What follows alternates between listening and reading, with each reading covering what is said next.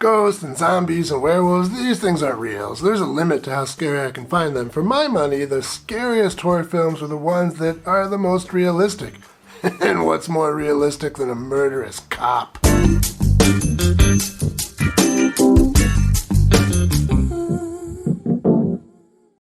Welcome to Hicksploitation Reviews, and me, Rob. Today I'm taking a look at Shallow Grave from 1987, not the Danny Boyle film of the same name from 1994 starring Ewan McGregor, but that one is pretty cool too, you should watch it. This one is quite a bit different from that one. This film is, well, I guess you would call it a Hicksploitation thriller / horror film, and it starts the way many horror films do, by oogling some hot women.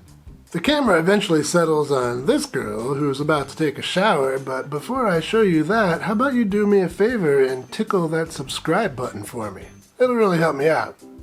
Okay, in that bathroom, the girl disrobes and oh my god, her body is out of control.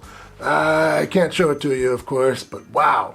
If you like tan lines on big round things, you will be pleased. Some of the shots here start to look familiar, and then it becomes clear why. This is pretty much a shot-for-shot copy of Hitchcock's shower scene. It's missing a few of the angles and the cuts, but it makes up for that with tan lines on big round things.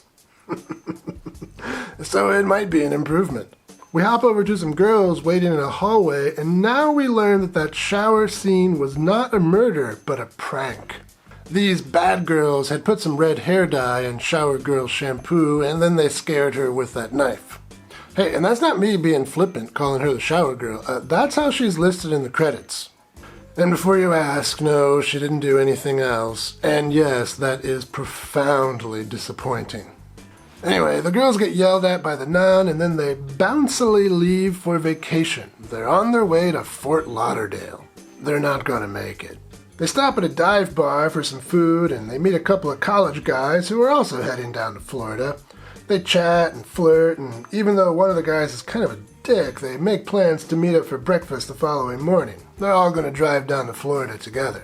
The following morning, the girls have a flat, and fortunately, one of them does know how to fix it. Unfortunately, one of the other ones had taken that tire out in order to make room for more luggage. Way to go, Cindy. It looks like we may have to do this ourselves. Anybody got any muscles? Oh, never mind, I forgive you. But now they're stranded in a rural area with no spare, so one of the girls, Patty, she decides to walk back into town to try to get some help. And Sue Ellen has to pee.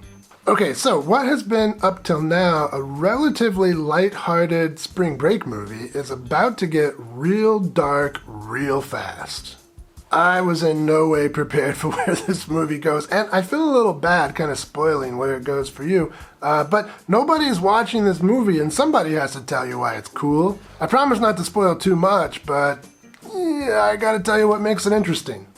Okay, so Sue Ellen is a little pea-shy, so she wanders pretty far into the forest to have a private squat, and while she's there, she hears a couple having some nice post-coital banter.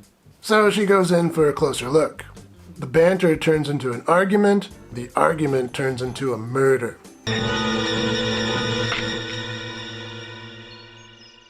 We don't know it yet, but it's going to turn out that this guy is a cop, so finally we have a film with a realistic portrayal of a cop. Actually, I'm not even really joking. Did you know that 2 studies have found that 40% of police officer families report domestic abuse compared to 10% of the general population?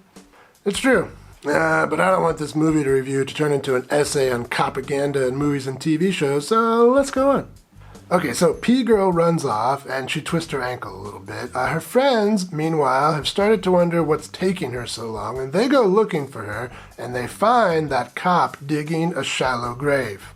He's not very talkative, neither is the woman in the truck, and Cindy figures out why. He's dead!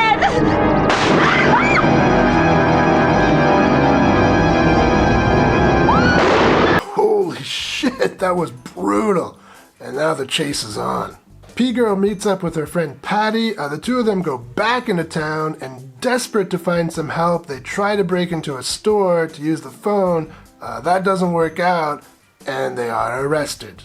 The cop that arrests them isn't the killer cop from before, it's the deputy. The killer cop is his boss. So that's enough out of me as far as plot goes. I don't want to say any more about where this movie heads. Let's just say it goes to some fun places. Let's talk some highlights. Highlight number 1 is the story. Oh man, this movie gets mean. Like I said, the first 25 minutes are pretty lighthearted, and you might think you're just getting into maybe a, typical teen spring break travel film slasher. That's not the case. It turns a corner and turns it pretty hard and gets kind of nihilistic, maybe even sadistic. I don't mean sadistic in the way it treats its characters, I mean in the way it treats the audience. I'm a strong believer in the idea that if you want to make an effective horror film or a thriller, you have to be willing as a filmmaker to kind of torture the audience and make them uncomfortable. This movie does that really well. It plays on the Hicksploitation tropes that we're used to, with some outsiders in a rural area, so they're at a disadvantage, they don't know the area, they don't know the culture very well, and so they don't even understand the danger until it's really too late. But unlike a typical Hicksploitation film where the antagonist is a feral family, here the antagonist is the police.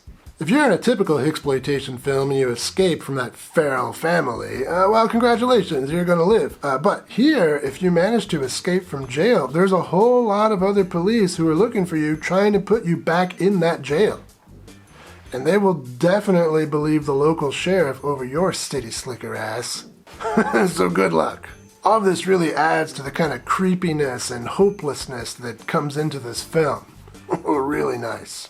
And we have a really great main villain here in this sheriff. I mean, he's big and he's sweaty and he's intimidating and he is a cold-blooded killer. He's fantastic. And beyond the story and its villain, both of which I think are great, I would be remiss if I didn't once again mention how hot that opening shower scene is.